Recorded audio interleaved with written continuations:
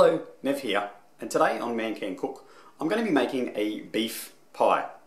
Now this pie is inspired by a pie I used to make years ago. So it's beef mince on the bottom, and on the top is was a layer of Risoni pasta. Obviously I don't eat pasta now, so I've substituted the Risoni pasta for cauliflower rice.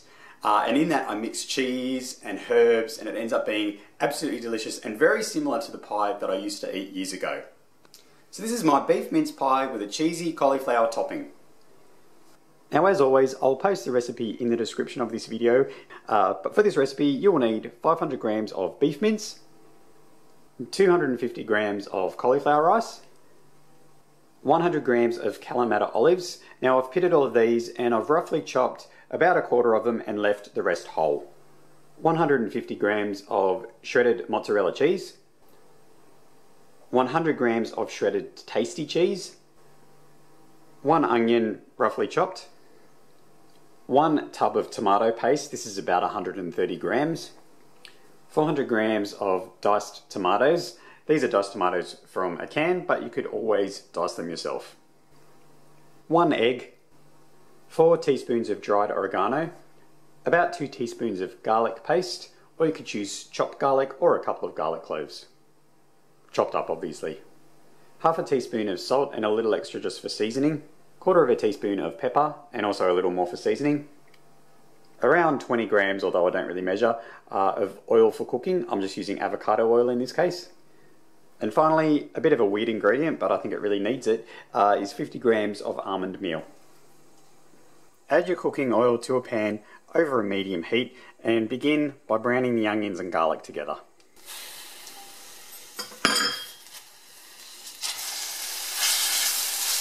Once the onion has started to go golden, you can add the beef mince. And just break that up roughly in the pan and cook it until it's pretty much cooked. If you find it sticking, you can always add some extra oil. Once the beef is pretty much cooked, add the diced tomatoes and the tomato paste. And just mix the tomatoes and tomato paste in well. Then you can add the olives and 2 teaspoons of the dried oregano. And all you're wanting to do is just cook out as much of the excess moisture as you can. Just make sure it doesn't burn on the bottom, so keep stirring it. While your beef is cooking down, you can cook the cauliflower rice in the microwave on high for 6 minutes uncovered. I don't usually do meanwhile steps in the kitchen, they freak me out too much, but that one's a really easy one. Once a lot of the moisture has gone out of the beef, you can add the salt and pepper. And then you can turn off the heat and just stir it for a bit to mix in all the salt and pepper. And now is a good time to taste it and see if you need to adjust the seasoning.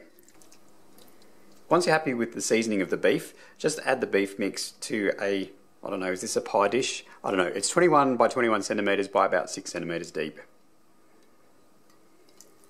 And then just flatten the beef mixture down in the dish. If you find like there's just like 4 olives there all bunched up, just separate them out a bit. Doesn't really matter.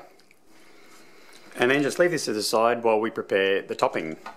To make the topping, take your cauliflower rice out of the microwave. I'm just adding it to a slightly larger bowl.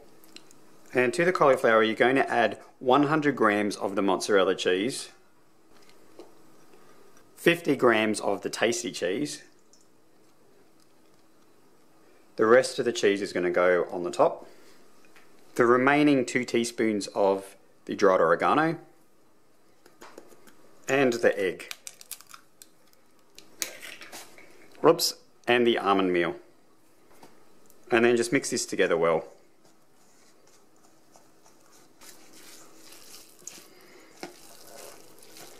Once your cauliflower is nicely mixed, just add it to the top of the beef. Best to do it in little clumps, that's the technical term, just all over the top of the beef. It makes it easier to spread. And then just flatten that out as best you can over the top of the beef. Doesn't have to be perfect, just as long as you get a basic even coverage. And with the remainder of the cheese, that's 50 grams of mozzarella and 50 grams of tasty, just spread that evenly over the top. So I've just removed the beef from the oven, and you really need to wait a good 15 to 20 minutes before you cut it and enjoy it. After about 20 minutes, you'll be able to cut the pie. I've got a fairly big appetite, so I have a quarter, but it is quite filling, so you could probably get 6 out of this. And then I use a spatula that's just the right size. So just give it a bit of a taste. Get some of the crust. Oh, how good is cheese? Yum, so good. This is a really tasty dish to have in winter. So if it's not winter where you are at the moment, I apologise. Where I am, it's winter, and it's a really great dish to eat to get you warm. Please click like if you enjoyed this video, and I'd also really love you to subscribe if you haven't already. I'm not going to bombard you with videos, I promise. I only upload once a week at the most. Thanks for watching, and I'll see you next time.